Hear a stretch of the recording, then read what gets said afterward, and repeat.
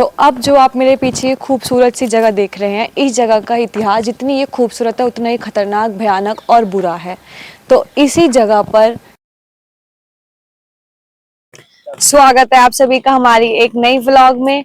तो आज हम खड़े हैं पानीपत की एक ऐसी ऐतिहासिक जगह पर जहां पर बहाता हजारों लोगों का खून, सही सुना आप लोगों ने, हजारों लोगों का खून बहाता इस जगह पे जहां हुई थी पानीपत की तीसरी लड़ाई। यही है वो जगह।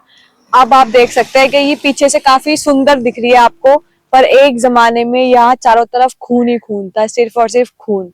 तो यहाँ हुई थी पानीपत की तीसरी लड़ाई। हम खड़े हैं काला आम के पास, तो चलिए आज देखते हैं इसकी हिस्ट्री।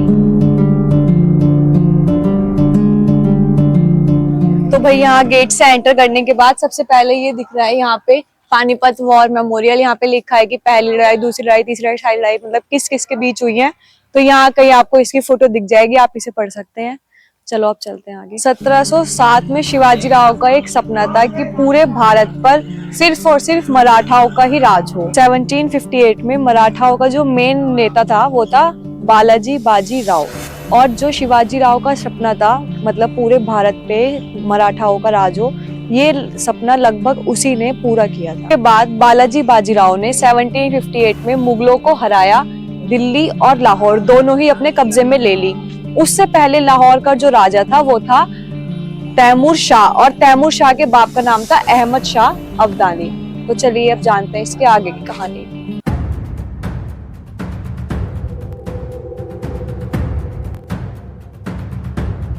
तो इस तरह महाराष्ट्र से लेकर लाहौर तक मराठाओं का राज हो गया था।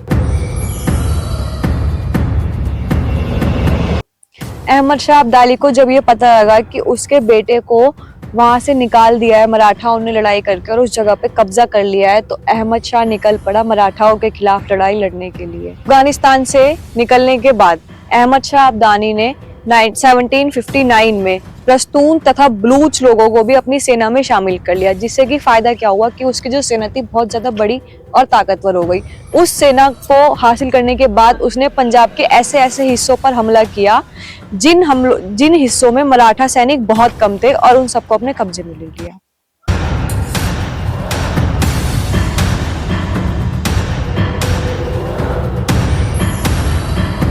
तो अब जो आप मेरे पीछे ये खूबसूरत सी जगह देख रहे हैं, इस जगह का इतिहास जितनी ये खूबसूरत है उतना ही खतरनाक, भयानक और बुरा है।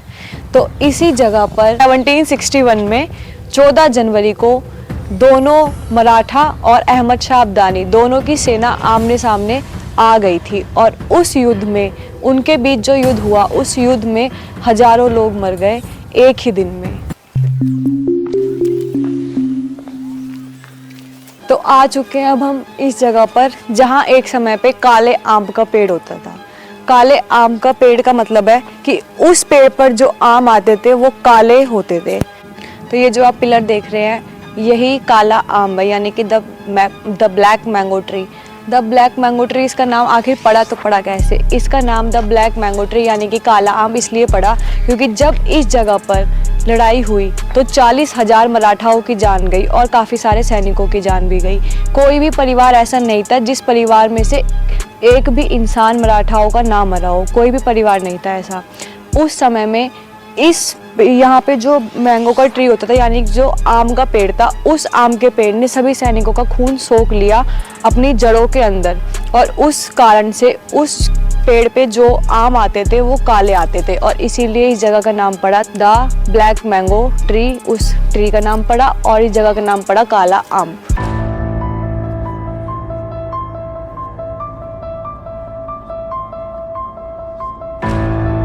तो दोस्तों यहाँ पर ये एक पिक्चर लगी हुई है जिसमें कि दिखा रखी है उस समय की स्थिति कैसी थी।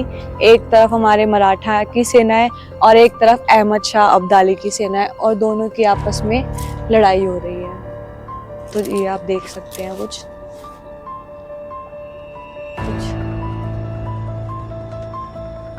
जैसे कि आप लोग देख सकते हैं इस जगह को अब काफ़ी ज़्यादा मॉडिफाई कर दिया और एक टूरिस्ट प्लेस बना दिया। जैसे कि यहाँ पे ये एक पूल टाइप बना दिया है पर इसमें पानी नहीं है, और पार्क बना दिया जिसमें कि बच्चे खेल सकते हैं, लोग यहाँ पर आएँ और देखें हम जैसे आप जैसे। तो इसलिए इस जगह को काफ़ी ज़्यादा मॉडिफाई कर दिया गया है, तो ये एक बहुत अच्छी बात है हम लोगों के लिए, जिससे कि ये यादगार बनी रहे इस लड़ाई की। और इसमें आप बिल्कुल फ्री ऑफ कॉस्ट आ सकते हैं, कोई भी टिकट नहीं है, कोई भी चार्जेस नहीं है, एकदम जैसे नेचुरल पार्क्स में जाते हैं ना हम लोग, बिल्कुल वैसे ही है। और यहाँ पे आपको पार्किंग भी मिल जाएगी, पार्किंग की फैसिलिटी भी अवेलेबल है। अहमद शाह अब्दाली इतना ज़्यादा बेरहम इंसान था कि लड़ाई ख़त्म होने के बाद जो हम लोगों के जो लोग तीर्थ यात्रा पे जा रहे थे या कहीं भी जा रहे थे, उन लोगों को भी मार दिया, और जितनी भी महिलाएं और बच्चे थे उन सबको अपना बंदी बना लिया। कुछ तो जो ये लड़ाई थी इसमें मराठाओं की विजय इसलिए नहीं हो पाई क्योंकि वो लोग जो कपड़े पहन कर आए थे वो अपने महाराष्ट्र के हिसाब से, यानी कि गर्मी के मौसम के हिसाब से पहन कर आए थे, सिर्फ एक धोती कुर्ता। पर जो अहमद शाह अब्दाली था उसने अपनी सेना को इसी ठंड के मौसम के हिसाब के कपड़े पहनाए थे, जिससे कि वह लोग बच गए और अच्छे से लड़ पाए। और मराठा जो थे वो गर्मी के कपड़े पहन के आए थे और यहाँ जो मौसम था वो ठंड का मौसम था। ये भी एक बहुत बड़ा कारण था उनकी पराजय होने का। कुछ तो अपने भारत की किस्मत इसीलिए खराब रही है क्योंकि जो भारत के राजा महाराजा थे वो सिर्फ अपने और अपने राज्य के बारे में ही सोचते थे, उनकी सोच सिर्फ उनके राज्य तक ही सीमित थी। कभी ऐसा नहीं होता कि सारे राजा महाराजा मिलकर किसी लड़ाई को लड़े, कभी ऐसा नहीं हुआ है। बहुत सारे एग्जाम्पल हैं, आप ले सकते हैं, जैसे कि रानी लक्ष्मीबाई का आप ले सकते हैं। वो उसने लड़ाई सिर्फ इसी लड़ी क्योंकि उसके राज्य पर हमला हुआ और उसके पति का पति की मौत हो गई थी, इसीलिए उसने वो लड़ाई लड़ी, वरना उसको देश प्रेम से शायद इतना मतलब नहीं था या पता नहीं था, जो भी है। पर हर लड़ाई सिर्फ अपने निजी कारणों की वजह से ही लड़ी गई है। ऐसा अगर कभी ऐसा होता कि सारे राजा महाराजा मिलकर किसी लड़ाई को लड़े तो शायद जो अंग्रेज थे वो हमारे भारत पर इतना राज नहीं कर पाते। तो दोस्तों यही थी हमारी आज की व्लॉग, यही थी हमारी आज की वीडियो। तो इसी में अपने पूरी हिस्ट्री बता दी है काले आम की। आई थिंक हमने सारी कवर कर ली है, बाकी अगर कुछ छूट गया हो तो फिर से बता देंगे बाद में अगली वीडियो में। आप गूगल कर लेना अगर कुछ छूट गया हो तो। हाँ, आप गूगल कर लेना, गूगल बाबा खिंचा है। तो आप लोग यहाँ विजिट कर सकते हैं, घूमने आ सकते हैं, बहुत ही नॉर्मल सी जगह है, कुछ इसका खर्चा भी नहीं है, फ्री है। कोई भी आ सकता है, पार्किंग भी फ्री है। तो यही थी हमारी आज की वीडियो। सिर्फ अपना पानी वगैरह लेके आना, यहाँ पे कोई दुकान नहीं है, मिलता, कुछ स्टॉल भी नहीं है यहाँ पे, एक भी किसी चीज की भी दुकान नहीं है, पानी वगैरह लेके आना अपने साथ। तो thanks for watching, bye bye.